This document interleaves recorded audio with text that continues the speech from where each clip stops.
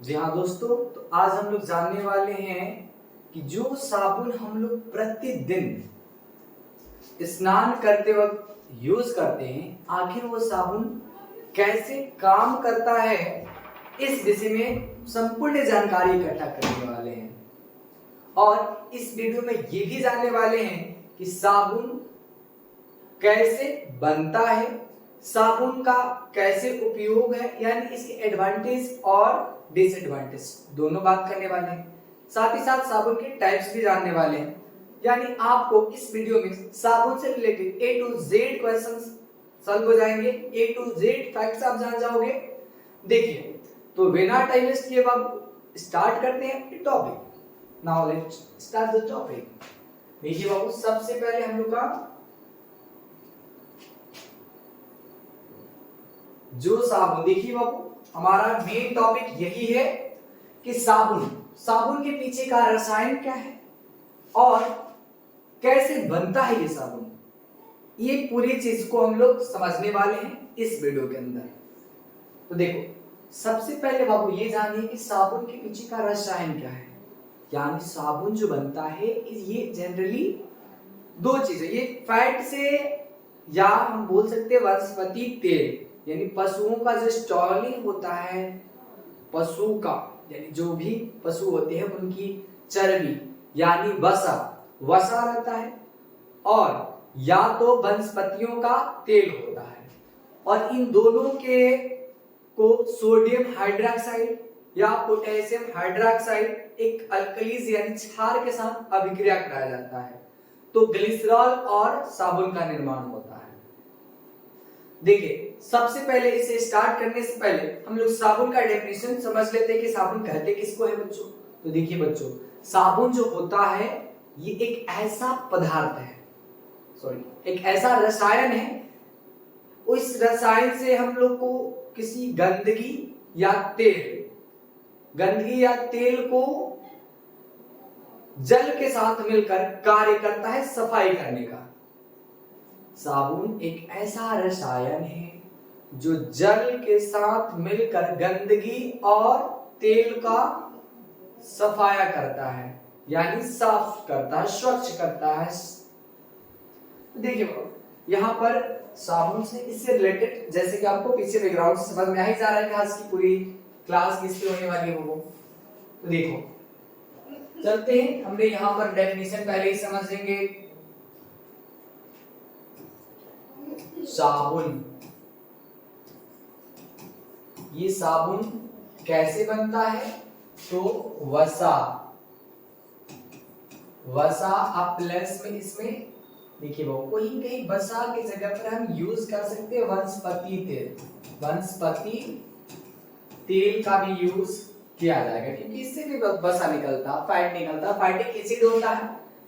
और एक हम ले लेते सोडियम हाइड्रोक्साइड या हम ले लेते पोटेशियम हाइड्रोक्साइड, और इससे रिएक्शन कराते हैं विद फैटिक एसिड, जिसको हम कहते हैं वसीय अम्ल। क्या बोलते हैं बाबू? वसीय अम्ल। ये वसीय अम्ल जो चर्बी से मिलता है या वनस्पति तेल में मिलता है, इसको हम लोग जब भी सोडियम हाइड्रोक्साइड या पोटेशियम हाइड्रोक्साइड के साथ रिएक्शन कराते हैं तो हमें ग्लिसरॉल बनता है। ग्लिसरॉल बनेगा एंड सॉप का निर्माण होगा, साबुन का निर्माण होता है बाबू। इस तरीके से फैक्ट्रियों में केमिकल रसायन के थ्रू बनाए जाते हैं। बट हम यहाँ पर ये जानने से पहले बच्चों स्टार्ट करेंगे इसकी इतिहास के बारे में। साबुन जो होता था बेबीलोन और मिस्र, यहाँ इसने सबसे पहले साबुन का खोज किया था, यानी साबुन का खोज बाबू की किया था तो बेबीलोन, याद रखिएगा बेबीलोन वाले एंड मिस्र, बेबीलोन और मिस्र में हुआ था।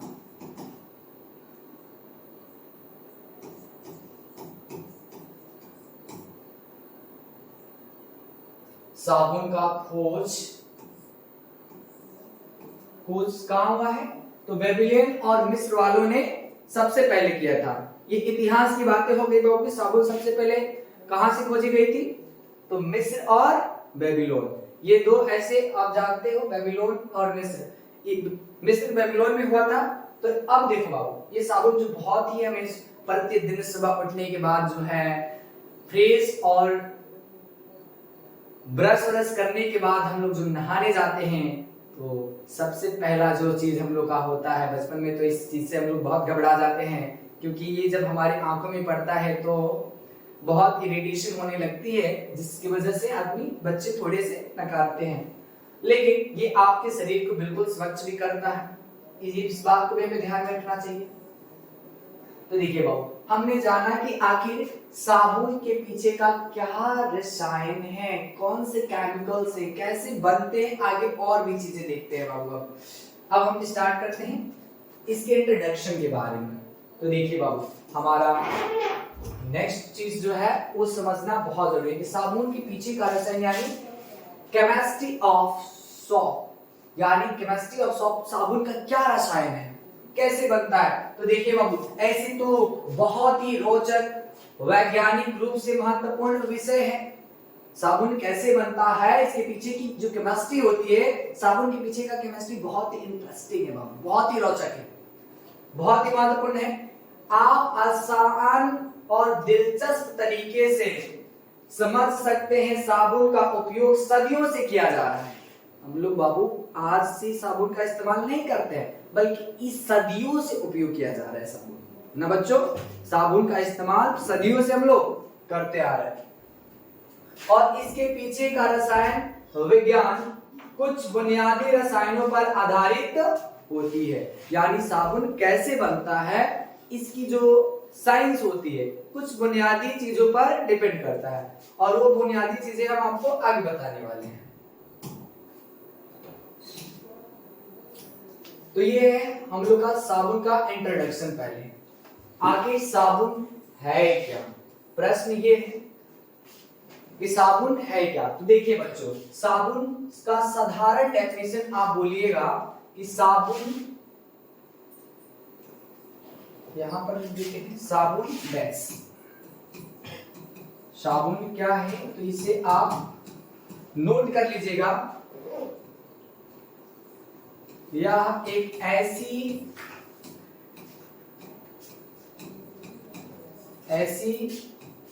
रसायन है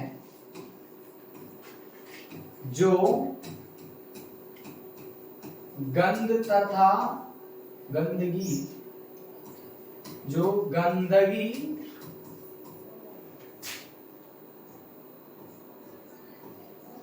तथा तेल को जल के साथ मिलकर काम करती,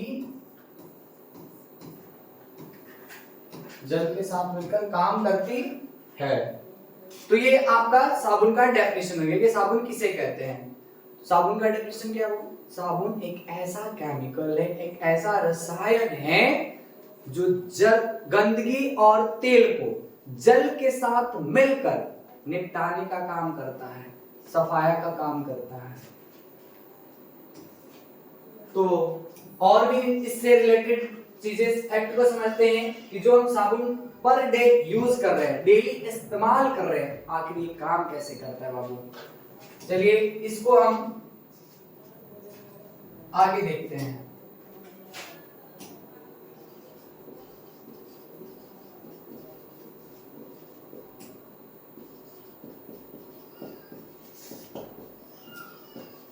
सबसे पहले देख लेते हैं कि साबुन कैसे कार्य करता है।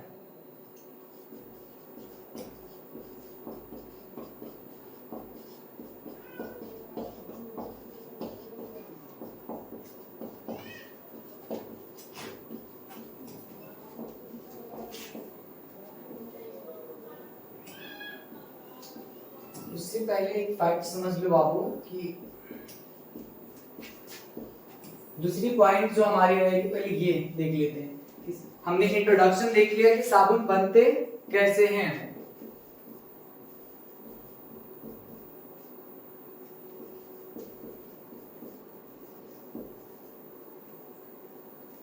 तो साबुन देखिए बहुत ही अच्छा डेफिनेशन क्या था, हमने देखा पहले साबुन का कि साबुन जो होता है ये काम करेगा किसके साथ, जल के साथ काम करेगा, मिलकर जल के साथ। और मिल के काम क्या करेगा, तो दो चीज को हटाने का काम करता है। पहली चीज गंदगी हटाता है, और दूसरा तेल को भी ये साफ करता है।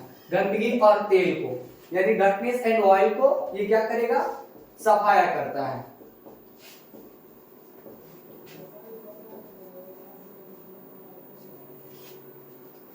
देखिए तो देखो अब इसकी रिएक्शन वगैरह यानी क्या बोलते हैं, सबसे पहले इसका डेफिनेशन समझते हैं।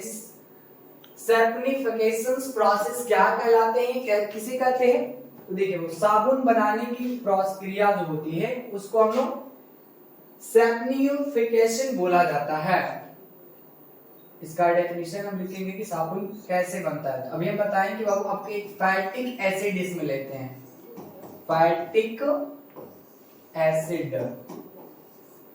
फैटिक एसिड और प्लस में या तो हम लेंगे सोडियम हाइड्रोक्साइड या लेंगे बाबू पोटेशियम हाइड्रोक्साइड, और इसी से रिएक्शन करा के क्या बना देंगे, रिएक्शन होगा तो बन जाएगा आपका ग्लिसरॉल।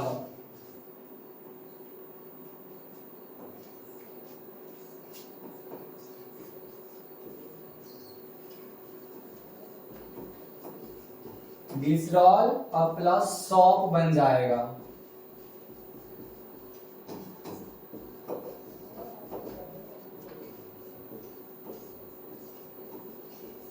प्लस सॉप का निर्माण होता है।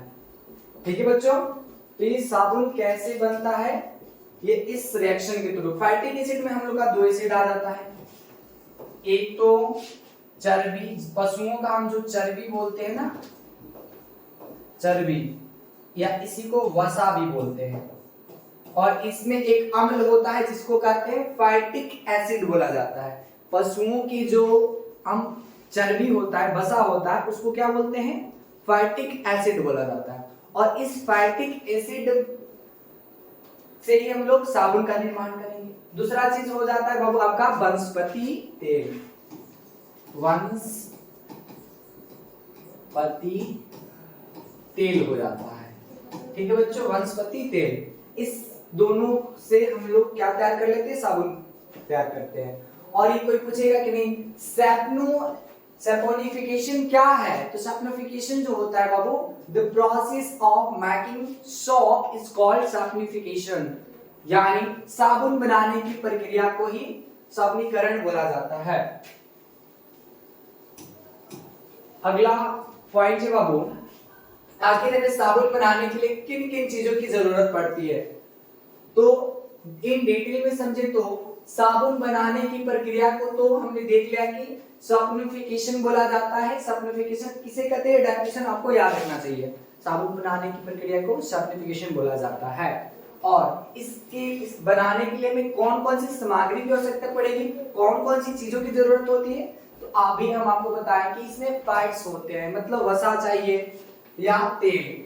तो ये दोनों चीज कहां से, हमें पहली सामग्री जो होती है बच्चों, हमें क्या चाहिए, फैट्स या वसा, हिंदी में उसको वसा बोलते हैं, जो पशु के चर्बियों से मिलता है या वनस्पति तेल से मिलता है। दूसरी चीज चाहिए हमको सोडियम हाइड्रोक्साइड या पोटेशियम हाइड्रोक्साइड, जो क्या है, एक अल्कलीज है। You know that guys, first one is acid, यानी पहला एक जो है वो अम्ल है, दूसरा क्षार चाहिए। और यहाँ पे जो रिएक्शन ऑकर करेगा वो होगा हमारा न्यूट्रलाइजेशन रिएक्शन, उदासीनीकरण अभिक्रिया होगा। तो एक हम अल्कलीज लेंगे जो फैट या तेल के साथ प्रतिक्रिया करता है, यानी हमने बाबू क्या लेंगे, फिर से एक बार हम इसको लिख रहे हैं, हम लेंगे एक फैटिक acid. You know that Babu, what फैटिक acid मतलब वसीय अम्ल, वसा वाले अम्ल को वसीय अम्ल फैटिक एसिड बोलते हैं। और एक इन दोनों में से कोई ले लो बाबू, मन करे तो सोडियम हाइड्रोक्साइड, मन करे तो पोटेशियम हाइड्रोक्साइड। मैं सोडियम हाइड्रोक्साइड ले लेता हूं, तो इससे मेरा बन जाएगा क्या, तो ग्लिसरॉल, ग्लिसरॉल। रॉल बनेगा एंड साबुन बनेगा, साबुन। और इस प्रक्रिया को बच्चों क्या कर देते हैं, इस प्रक्रिया को बोल देते हैं सॉफ्टनिफिकेशन, सॉफ्टनिफिकेशन, साबुनीकरण कहा जाता है। अगली पॉइंट्स को अब देखते हैं बच्चों, यानी प्रक्रिया। प्रक्रिया क्या है, ऑलरेडी हम आपको एक्सप्लेन करते रह रहे हैं इस वीडियो में, आपको पूरा रिएक्शन समझ में आ जाएगा। देखिए प्रक्रिया ये होता है कि जब फैट या तेल को सोडियम हाइड्रोक्साइड या पोटेशियम हाइड्रोक्साइड के साथ मिलाया जाता है तो सॉफ्टनिफिकेशन होता है। सॉफ्टनिफिकेशन मतलब साबुन का निर्माण होता है, जिसमें फैटी एसिड्स यानी जो फैटी एसिड होता है और ग्लिसरीन, हिंदी में ग्लिसरीन यानी ग्लिसरॉल जो होता है का निर्माण होता है। इसमें दो चीज का निर्माण होता है, फैटी एसिड जिससे साबुन बनता है, और पहली चीज जो और एक चीज ग्लिसरीन जिसको हम लोग मॉइस्चराइजर भी बोलते हैं। ये मॉइस्चराइजर का नाम तो सुने ही होंगे, जो स्किन को मॉइस्चर करके नमी रखता है हमारी स्किन में। बट क्या ये एक लिमिट से ज्यादा ग्लिसरॉल का होना हमारी स्किन को इन्फेक्ट कर सकता है, इन्फेक्शन फैला सकता है, तो इसका भी हमें ध्यान रखना चाहिए। अंत में बताएंगे कि क्या कौन से कंपनियां हैं जिसकी साबुन हम लोग को मतलब ज्यादा यूज नहीं करना चाहिए, या कोई साबुन जब भी हम बाय करते हैं तो कौन कौन सी बातों का ध्यान रखना चाहिए खरीदते समय। ग्लिसरीन एक ह्यूमिडेंट के रूप में काम करता है। ह्यूमिडेंट मतलब समझिए कि स्किन के जो मानव का जो चमड़ी होती है, त्वचा होती है, उसको मुलायम रखने और नमी से मॉइस्चराइजेटेड करके रखता है, मॉइस्चर इसलिए इसको बोलते हैं, यदि उसके स्किनों के में नमी रखने का कार्य करता है, जिससे ग्लो बढ़ता है, यानी चेहरे पर ग्लो आ जाता है। तो ये इसकी प्रक्रिया हो गई कि कैसे कैसे क्या बनता है, फैटीज यानी वो साबुन। ऑलरेडी रिएक्शन, चलिए इसके बाद हम आपको रिएक्शन ही दिखा देते हैं। यहाँ पर देखिए बाबू, ये साबुन का रिएक्शन हो गया, यानी रासायनिक समीकरण बता रहे हैं। ये सॉफ्टनिफिकेशन है। यहाँ पर मैंने क्या लिया है, तो ट्राई ग्लाइसराइड्स एंड सोडियम हाइड्रोक्साइड मिल के बना रहे हैं, यहाँ पर ग्लिसरीन एंड सॉप का निर्माण हो रहा है। तो यहाँ पर सॉप का आप फॉर्मूला यहाँ पे देख पा रहे होंगे, ये सॉप का निर्माण हो रहा है, ठीक है। अब आगे समझते हैं बाबू, साबुन कैसे काम करता है। ये समझने से पहले बाबू हम आपको थोड़ी सी बात बताना चाहेंगे कि मैकेनिज्म ऑफ क्लीनिंग, यानी कैसे साबुन कार्य करता है, साबुन किस तरीके से सफाई करता है। तो देखो बाबू, साबुन में दो चीजें होती है, एक होता है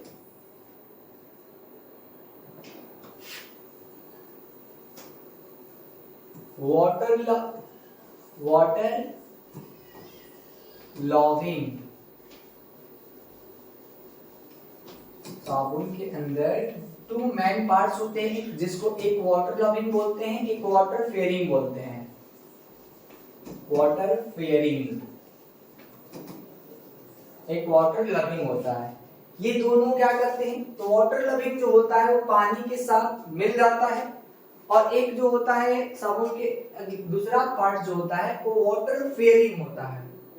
और ये क्या करेगा बाबू, ये जाके डर्टीनेस से मिलेगा, ये पानी से ना मिलके ये डर्ट्स यानी डर्टी जो गंदगी होती है, डर्टीनेस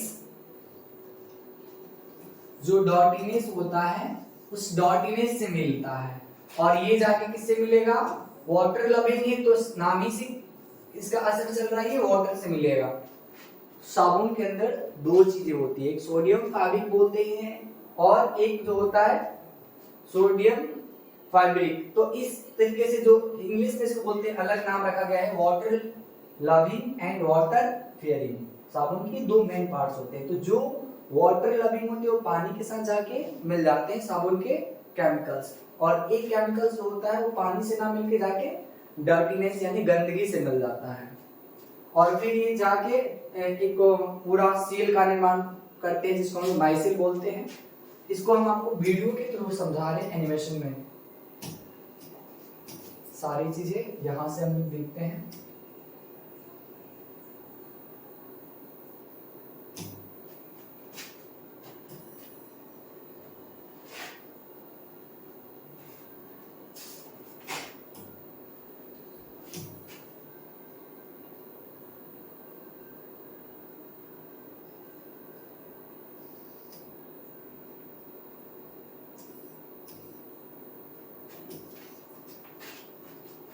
वॉच कीजिएगा।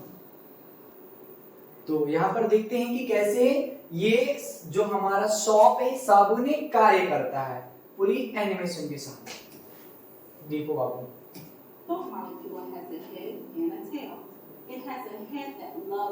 यही वाटर लॉविंग एजेंट्स हैं। देखिए लिखा हुआ भी है वहाँ पे वाटर लॉविंग। ये जाएंगे और जो फैट्स होंगे गंदगी जो होगा ये पहले कंबाइन करके माइसिल बना रहे हैं और ये माइसिल बना के चिपकेंगे जाके वहां से। यही माइसिल है, जब भी आपस में चिपकते हैं तो इन्हें माइसिल बोला जाता है। और ये गंदगी के पास गए और गंदगी को जाकर वाटर फेयरिंग है, ये जाके गंदगी से चिपक जाते हैं। और ये भी फिर ये जो आप देख पा रहे हो पूरा ये जो डर्टीनेस से फैट ऑयल वगैरह इसके साथ चिपक के और फिर एक ग्रुप बना लेते हैं और इससे क्या हो जाता है, ये चीजें निकल जाती है। तो यहाँ पर हमने क्या देखा बाबू, ये देखा ना कि ये जो आप स्ट्रक्चर देख पा रहे हो इस स्ट्रक्चर को हम लोग माइसेल बोलते हैं। इसको क्या कहा जाता है, माइसेल। यानी जब भी वाटर फेयरिंग एजेंट जो होते हैं वो आपस में कंबाइन करते हैं और कंबाइन करके जाके डर्टीनेस को पकड़ते हैं यानी गंदगी को पकड़ते हैं। तो ये जो आपस में जब इकट्ठे ग्रुप बनाते हैं तो उस ग्रुप को हम लोग क्या कहते हैं, माइसेल कहते हैं। ठीक, और ये जाके पानी, देखिए ये चीज बात ध्यान में रखना है कि ये जाकर किससे मिलेगा, गंदगी से मिलेगा। जो भी गंदगी रहेगी उस गंदगी से मिलकर, और एक जो होता है वाटर लविंग वो इसको डाइल्यूट कर देगा, मतलब पानी को और डाइल्यूट कर देगा, पतला कर देगा, जिससे क्या हो जाएगा कि कपड़े या जो भी चीजें रहती है उसको एकदम गहराई से जाकर डर्टीनेस को ये इकट्ठा कर लेता है और ये फिर कपड़ों से या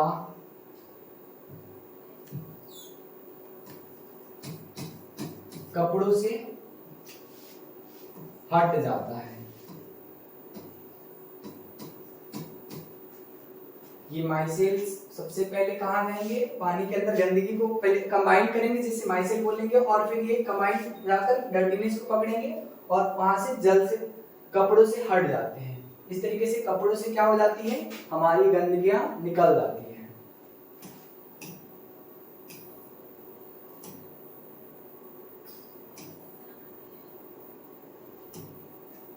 इसके बाद से हमने देखा कि साबुन कैसे काम करता है। अब समझते हैं अगली चीज, साबुन एवं साबुन का प्रकार समझते हैं कि साबुन कितने प्रकार के होते हैं। तो देखिए वो साबुन जो होता है ये आपको 4 तरह के साबुन होते हैं।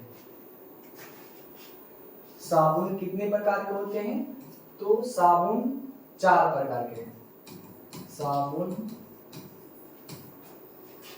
के प्रकार, साबुन के प्रकार ये जो होंगे 4 प्रकार के हो जाते हैं। एक को हम लोग बोलते हैं बाबू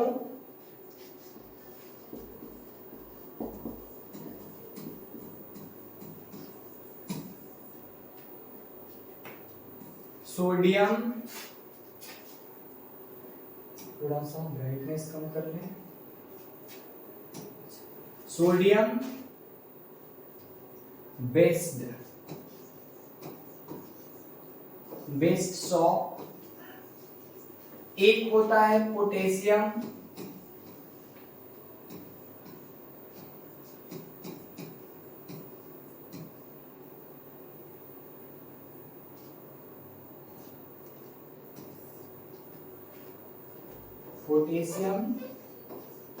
बेस्ड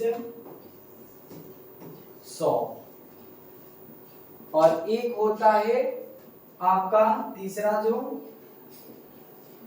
वो antibacterial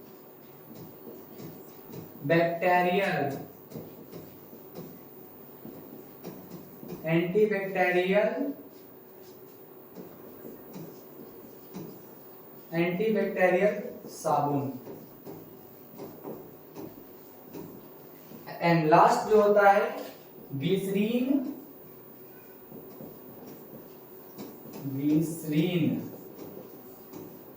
based soap, glycerine based soap. अब ये 4 प्रकार के बच्चों साबुन देखने को मिलता है ना।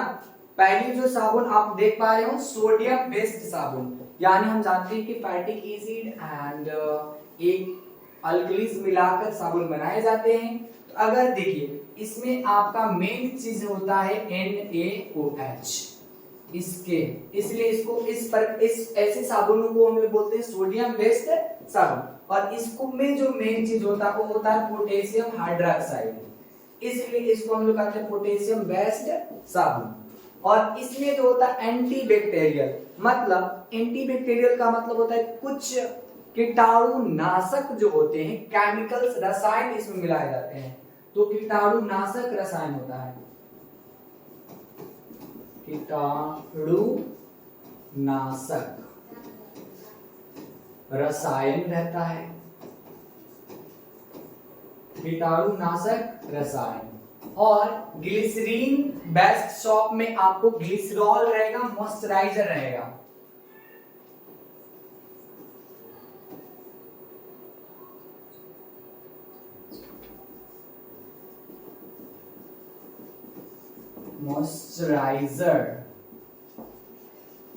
मॉइस्चराइजर्स रहते हैं, यानी इसमें ग्लिसरीन की मात्रा बढ़ा दी जाती है। इस प्रकार से ये कितने हो गए 4। लेकिन अब देखिए इसकी कुछ खास बातें बाबू। ये जो सोडियम बेस्ड साबुन होते हैं जनरली ये ठोस होते हैं, यानी ये साबुन जो होंगे सोडियम बेस्ड, वो लोढ़ा साबुन भी आप बोल सकते हैं। ये तो ऐसे तो आप जाने ना सोयरा का जो सबसे मशहूर साबुन जो है वो भी इसी प्रकार का बनता है, सोडियम बेस्ड ही होता है, क्योंकि उसमें क्या रहता है वो ये ठोस फॉर्म में बनाए जाते हैं, सॉलिड फॉर्म में रहते हैं, ये सॉलिड होता है। और देखिए पोटेशियम बेस्ड जो साबुन होते हैं बच्चों, वो होता है लिक्विड फॉर्म में, यानी द्रव अवस्था में ये रहता है, द्रव, या इसको हम बोल सकते हैं शैम्पू।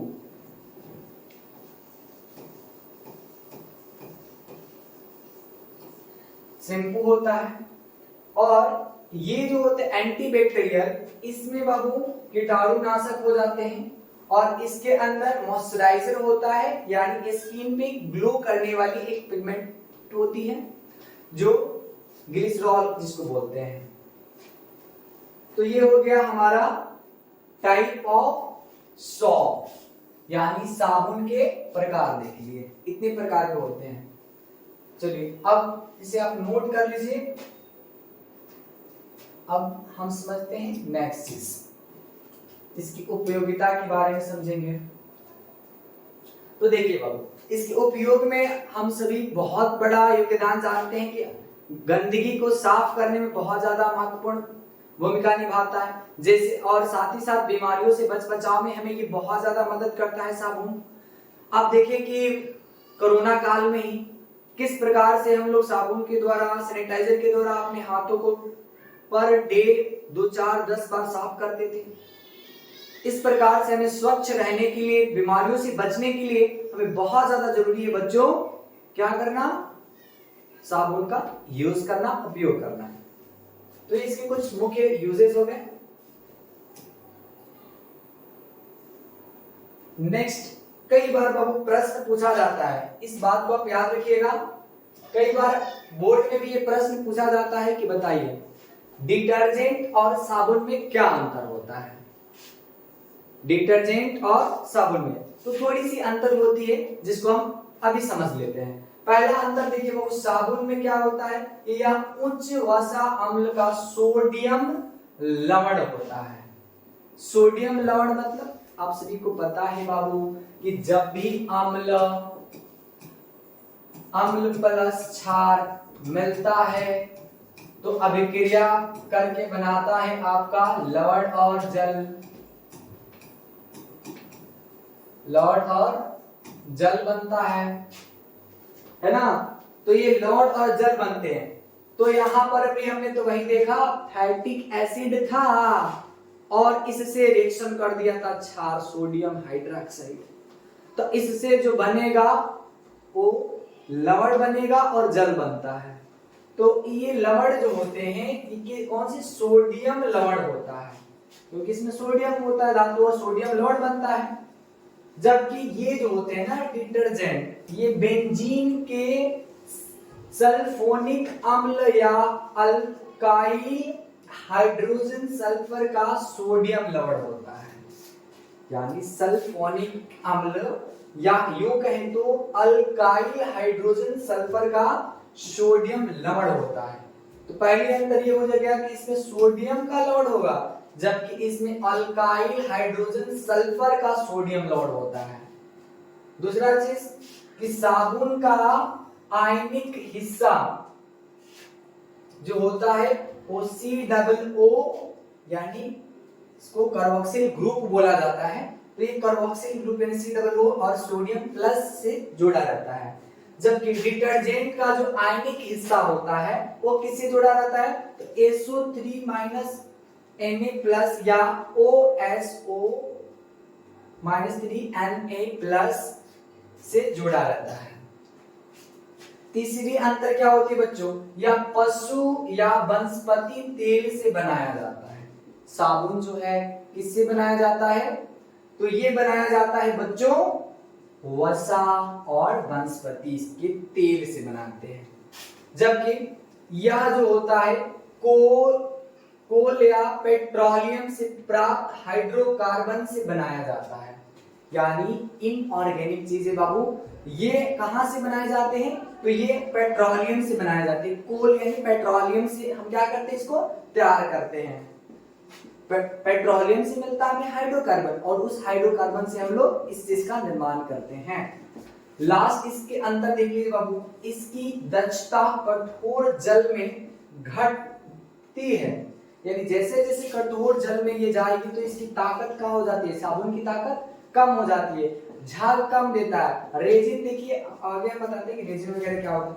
और देखिए इसकी रक्षता समझिए कठोर जल में एवं मृदा जल में समान रहता है। दोनों जल के अंदर इसकी जो ताकत होती है वो इक्वल ही रहता है, कोई अंतर नहीं होता है।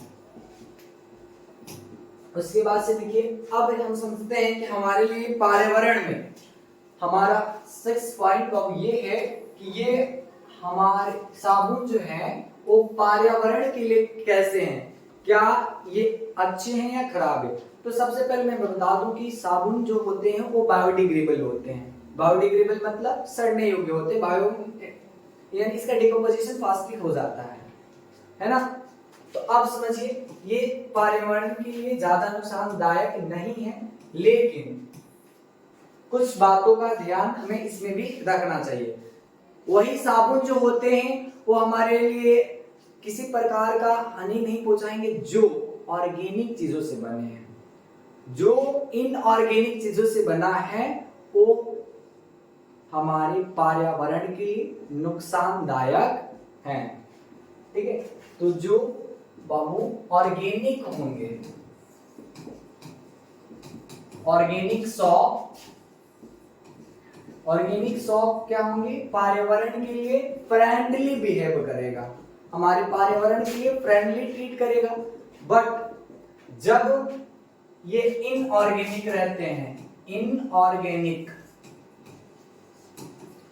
सॉफ्ट होंगे तो ये हमारे एटमॉस्फेयर एनवायरमेंट के फ्रेंडली नहीं रहेगा, फ्रेंडली ट्रीट नहीं करेगा, यानी नो फ्रेंड। और देखिए ये कभी कभी हमारे इन्फेक्शन को भी क्या कर देता है, अफेक्ट कर देता है। उससे पहले हम लोग देखिए, तो इसलिए ज्यादा जरूरी हो ही जाता है इसके बारे में समझना। अब समझते हैं क्या कि साबुन, अब देखते हैं मार्केट में कई प्रकार की साबुनें देखने को मिल जाती हैं। आखिर इस साबुन को कैसे रंगा जाता है, कैसे कलर किया जाता है, बहुत सारे रंगों के कैसे साबुन तैयार किए जाते हैं, तो इसका देखिए बाबू क्या होता है। सबसे पहले समझते हैं कि साबुन बनता कैसे है, तो रंगा कैसे जाता है। यहाँ पर वही हमारा हेडिंग है बाबू कि डाइंग, देखिए डाइंग साबुन बनाने का डेमो बता रहे हैं। यानी सबसे पहले हम क्या करते हैं, हमारा जो फैक्ट्री में सबसे पहले क्या करते हैं, सोडियम के पाउडर्स होते हैं, उस पाउडर्स को लेते हैं और उसको बहुत बढ़िया से बारीकी करके उसकी पेस्ट बना लेते हैं।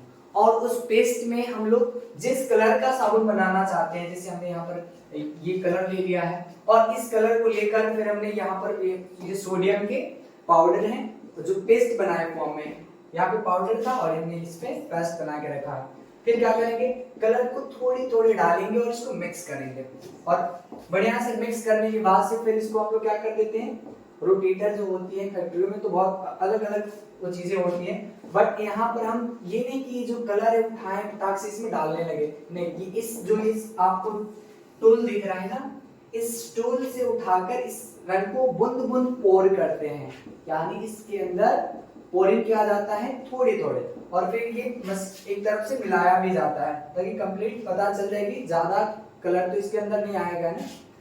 ये सब चीज ध्यान में रखकर इस तरीके से हम क्या करते हैं बाबू, इसकी कलर करते हैं।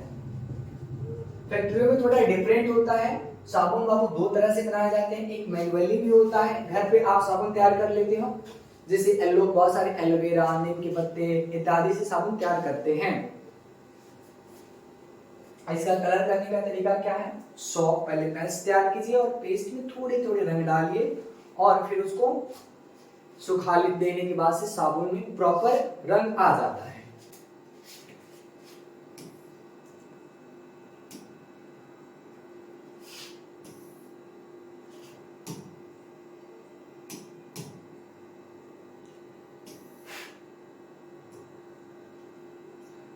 साबुन के महत्व और फायदे हम लोग देख लें, लेकिन एक चीज अंतिम चीज समझ लेते हैं। देखिए बाबू, ये हाल ही का है कि दैनिक भास्कर का ये बात है कि भारत में बिकने वाले कई साबुन स्किन फ्रेंडली नहीं है, मतलब हमारे त्वचा से फ्रेंडली ट्रीट नहीं करता है। फ्रेंडली ना होने का क्या कारण है, तो ये भी समझते हैं। फ्रेंडली नहीं है क्यों, क्योंकि बहुत सारे इन्फेक्शन फैला रहा है, इसलिए फ्रेंडली ट्रीट नहीं कर रहा है।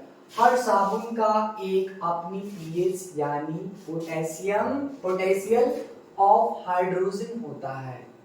देखिए बाबू, हम सभी जानते हैं कि साबुन का एक पीएच होता है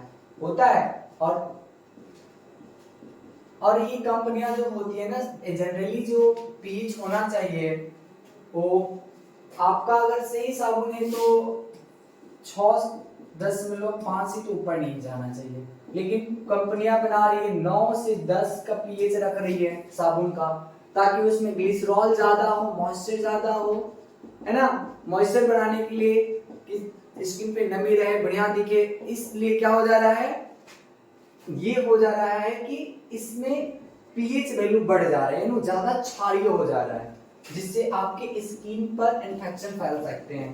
देखिए यहाँ पर इससे एसिड लेवल नापा जाता है, आप सभी जानते हैं पीएच एसिड लेवल नापा जाता है और पीएच स्केल 0 से 14 तक होता है, सबको पता है। तो देखिए साबुन का पीएच क्या होना चाहिए, इधर सारी चीज डिटेल में समझ रहे हैं, और ये साबुन का स्किन पर असर भी देखेंगे कि क्या साबुन का असर हमारे त्वचा पे पड़ता है। एक सामान्य त्वचा का पीएच हम सभी जानते हैं कि 5.5 से लेकर 5.9 होता है, और ज्यादा पीएच के साबुन त्वचा का पीएच भी बढ़ा देते हैं। एक तो बात है कि हमारी पीएच त्वचा जो है, चमड़ी जो है, स्किन जो है, इसकी पीएच ये होती है, यानी 5.4 से लेकर 5.9 होता है। लेकिन जब हम ज्यादा पीएच वाला साबुन का इस्तेमाल करते हैं तो इसके वजह से हमारी त्वचा की पीएच वैल्यू बढ़ जाता है, यानी अम्लीय होता है ये हमारा स्किन। जब हम साबुन अधिक क्षारीय वाला साबुन का इस्तेमाल करते हैं तो हमारा चमड़ी यानी त्वचा भी क्या हो जाता है बाबू, क्षारीय हो जाता है। ज्यादातर साबुनों का पीएच लेवल 9 से 10 है, यानी मार्केट में जो आप साबुन लेते हैं उसकी पीएच वैल्यू क्या मिल रहा है, 9 से 10 है, जो ज्यादातर साबुनें हैं। अब सोचिए, इससे त्वचा नमी खोती है और इन्फेक्शन हो सकता है। यानी अगर ज्यादा पीएच वाला हम साबुन लेते हैं तो ये हो सकता है कि हमारे स्किन में इन्फेक्शन हो जाएगा, हमारा स्किन इससे प्रभावित होता है। ठीक है,